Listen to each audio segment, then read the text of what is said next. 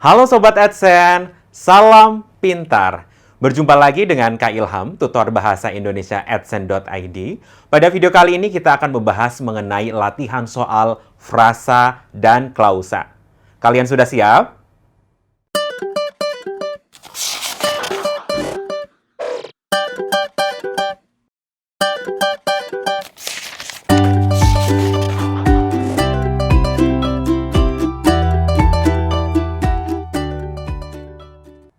Ya, oke. Pada video kali ini kita akan membahas mengenai latihan soal frasa dan klausa ya. Masih ingat ya tentang materi frasa dan klausa? Kali ini kita akan membahas soal-soalnya ya. Oke, langsung kita lihat ke soal nomor 1 ya. Nomor 1 adalah kalimatnya ya. Apabila yang dimaksud adalah pengusaha. Nah, ini perlu pengusaha garmen yang berjenis kelamin wanita.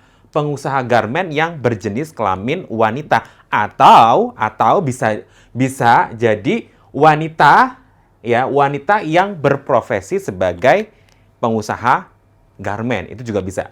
Pengusaha garmen yang berjenis kelamin wanita atau wanita yang berprofesi sebagai pengusaha garmen, begitu kan? Nah, kemudian pertanyaannya itu rumusan frasa yang benar. Yang mana nih?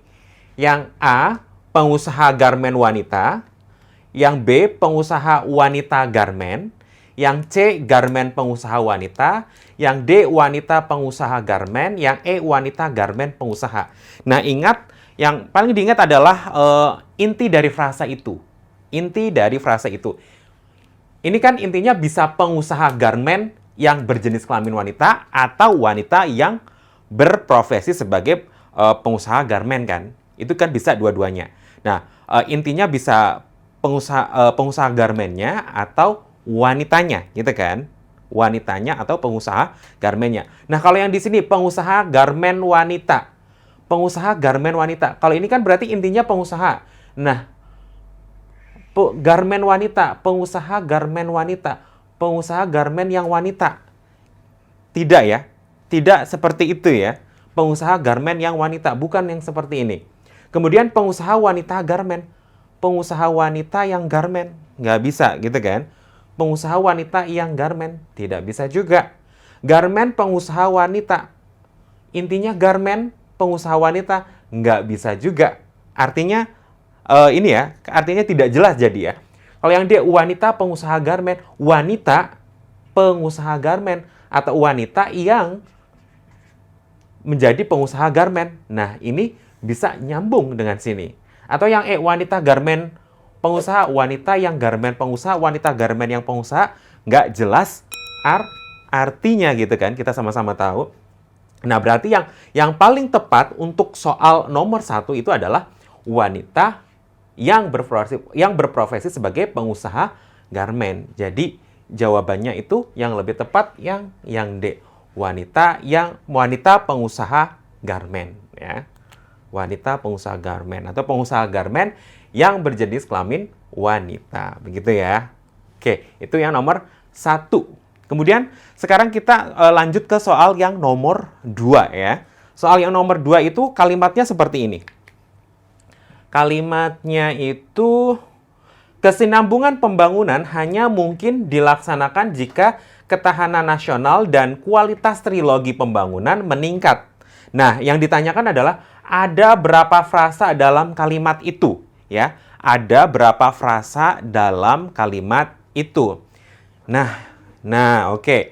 Kesinambungan pembangunan atau kesinambungan saja. Nah, kesinambungan itu kan dijelaskan oleh pembangunan itu kan menjelaskan kesinambungan. Berarti ini jadi satu ya. Ini jadi satu. Kesinambungan pembangunan hanya mungkin dilaksanakan ya, hanya mungkin dilaksanakan, ini juga jadi satu ya, hanya mungkin menjelaskan kata dilaksanakan. Kemudian jika ketahanan nasional dan kualitas trilogi pembangunan meningkat. Nah, kalau yang ini gimana? Jika itu kan kata sambung ya, kata sambung berarti diabaikan ya, kata sambung diabaikan. Kemudian ketahanan nasional dan kualitas trilogi pembangunan meningkat. Nah, ini mana frasanya? Ketahanan nasional. Ketahanan nggak bisa sendiri ya, ada nasional. Nasional itu menjelaskan ketahanan nasional. Dan, oke, ada kata dan. Kata dan di sini adalah kata penghubung yang menambahkan kan? Penambahan kan ini kan? Ini menambahkan. Kualitas trilogi pembangunan. Kualitas apa? Kualitas trilogi pembangunan. Berarti kualitas trilogi pembangunan itu jadi satu. Nah, ada kata dan di sini. Kebetulan ada kata dan, berarti dan ini menambahkan gitu kan. Jadi ketahanan nasional dan kualitas trilogi pembangunan. Nah, itu jadi satu frasa. Nah, meningkat itu kata yang lain. Ini ini sebagai, sebenarnya kalau misalkan dalam sini itu sebagai predikat ya nantinya di dalam anak kalimat ini. Tetapi yang ditanyakan kan berapa frasa ya? Tadi berarti ini satu, kesinambungan pembangunan. Kemudian hanya mungkin dilaksanakan itu dua. Terus kemudian ketahanan nasional dan kualitas trilogi pembangunan. Berarti cuma ada 3 frasa. Ya, ada 3 frasa. Nah, sekarang yang Kak Ilham ingin tanyakan adalah, nah, kesinambungan pembangunan ini mana yang jadi inti frasanya? Kesinambungan pembangunan itu kesinambungannya atau pembangunannya? Kesinambungan pembangunan. Pembangunannya atau kesinambungannya? Ya, apa ini? Kesinambungan pembangunan atau kesinambungan pembangunan atau kesinambungannya atau pembangunannya gitu kan? Kesinambungannya atau pembangunannya? Kalau di sini adalah kesinambungannya, ini yang jadi intinya ya. Kesinambungan apa? Kesinambungan pembangunan.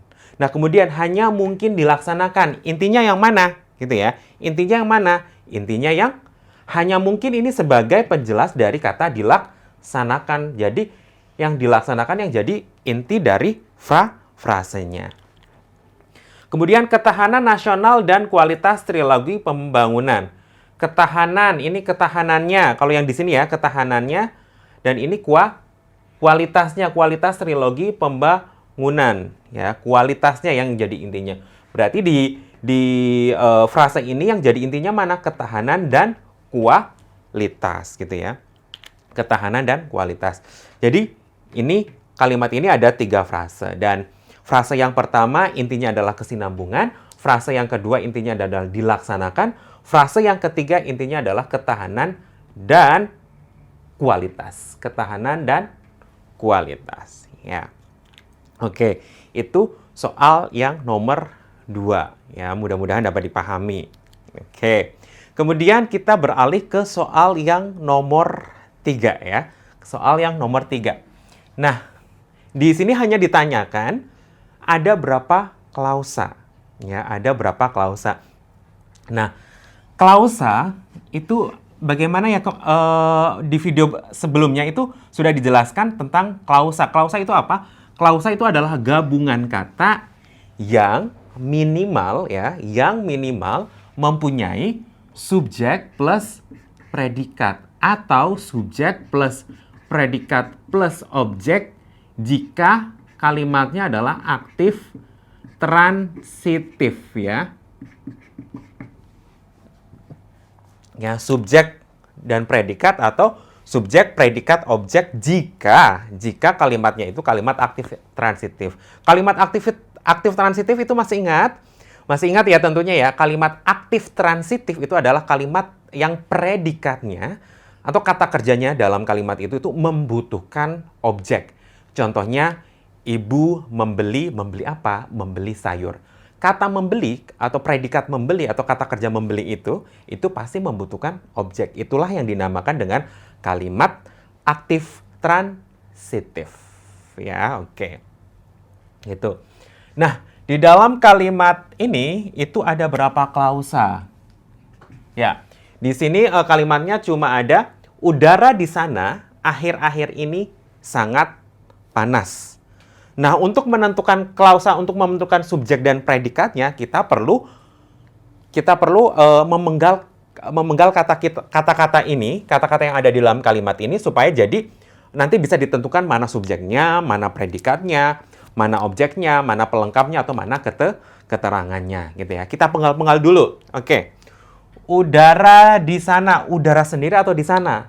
Tidak ya, jadi satu ya, udara di sana, akhir-akhir ini. Oke, atau akhir-akhir ini udara di sana.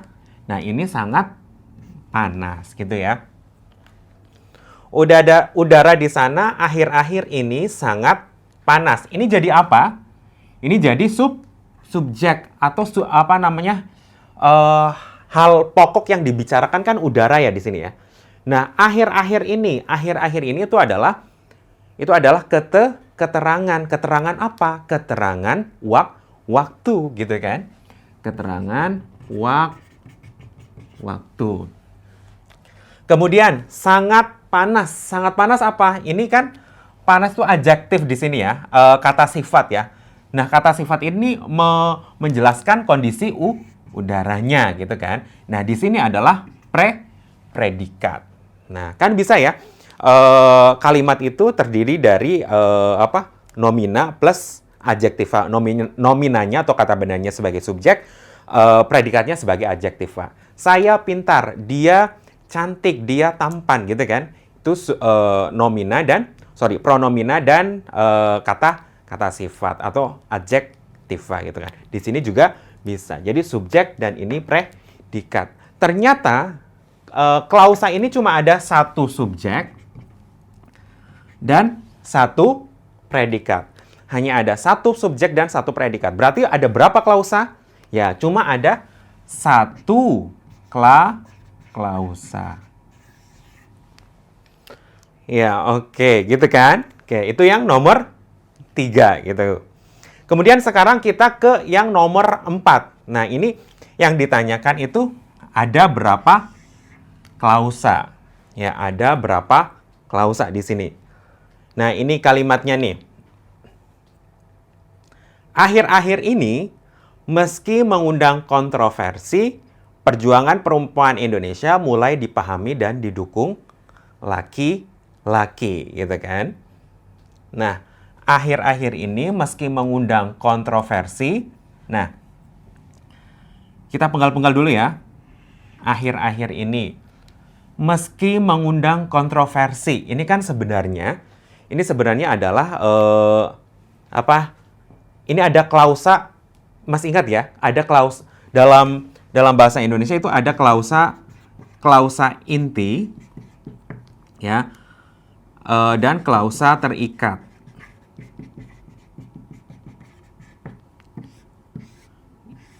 Atau nanti sebenarnya kalau misalkan dalam jenis-jenis kalimat itu nanti ada yang namanya kalimat majemuk. Kalimat yang terdiri dari dua kata atau lebih ya klausanya. Ya, klausanya itu ada dua atau lebih, itu kalimat majemuk. Nah, dalam klausa itu ada klausa inti dan klausa terikat. Klausa inti maksudnya adalah klausa yang bisa berdiri sendiri dalam kalimat itu, gitu ya.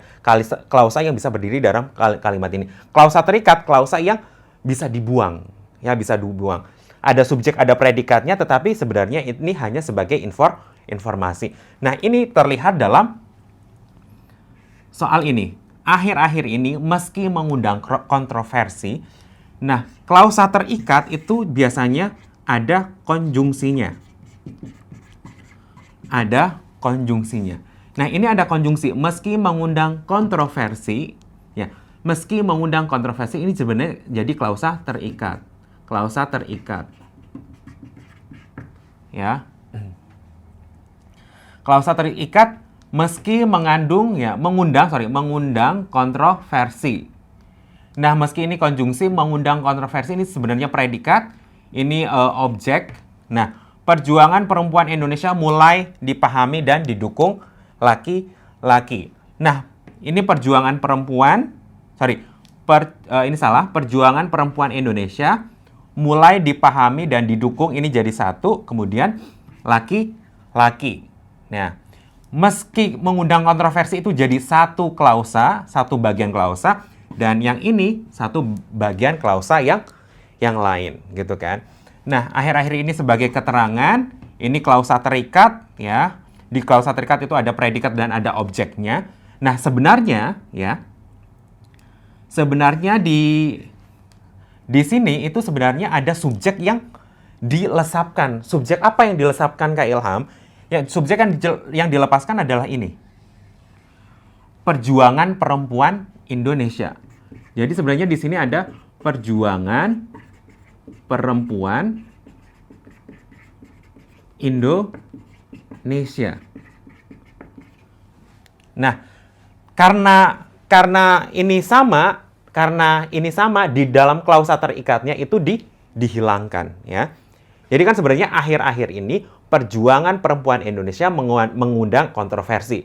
Perjuangan perempuan Indonesia mulai dipahami dan didukung laki-laki. Nah, kemudian di sini ada subjek ya, perjuangan perempuan Indonesia, subjek mulai dipahami dan didukung itu predikat. Kemudian laki-laki itu sebenarnya hanya sebagai pelengkap. Nah, jadi di dalam kalimat nomor 4 itu ada, nah ini ya, tadi ada subjek 1, ada predikat 1, kemudian di sini ada subjek lagi, di sini ada predikat lagi, gitu ya. Jadi di sini ada berapa klausa, Kak Ilham? Ada 2. Di dalam kalimat ini ada 2 klausa.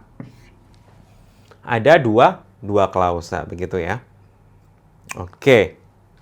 Klausa yang ini dan klausa yang ini. Ingat, pokoknya diingat saja kalau misalkan nanti ada konjungsi ya. Ada bla bla bla karena bla bla bla bla, bla bla bla agar bla bla bla ya, biasanya seperti itu. Nah, biasanya itu kalau misalkan ada konjungsinya pasti lebih dari 1 klausa. Biasanya dua klausa gitu ya. Oke, kemudian yang nomor 5. Nomor 5 itu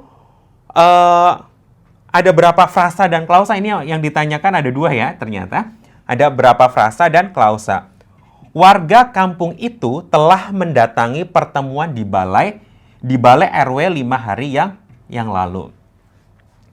Oke, kita berarti penggal-penggal dulu ya. Penggal-penggal yang bisa dijadikan 1. Mana? Warga kampung itu jadikan 1 ya.